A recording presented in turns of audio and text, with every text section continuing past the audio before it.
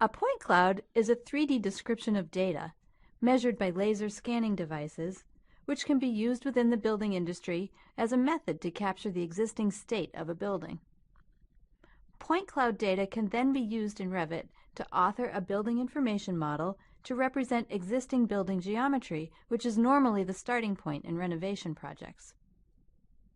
Point clouds can be inserted into a project just like any other reference data. Insert an index point cloud file, or have Revit convert a raw data file automatically. The positioning option allows you to choose how the point cloud is positioned in the project. In this example, center to center is used. Standard Revit section views can help you locate the level datums relative to the point cloud data. Place levels and use the Move tool to adjust the levels and accurately snap to floor points.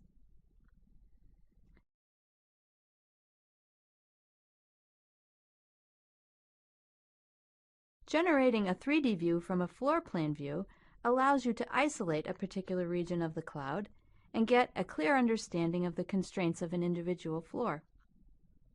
Using the Tile tool on the View tab, you can see the plan and 3D views at the same time.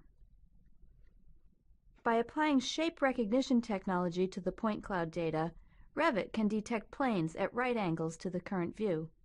This technology allows you to snap to planes and accurately create Revit models such as walls.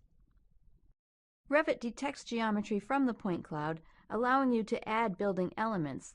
For example, you can place windows on a facade section view. To more clearly see the window openings in the shaded view, enable the Ghost Surfaces graphic display option. Use the Measure Between Two References tool to determine the correct window size. You cannot place dimensions in the point cloud directly because the cloud does not contain elements that can be constrained.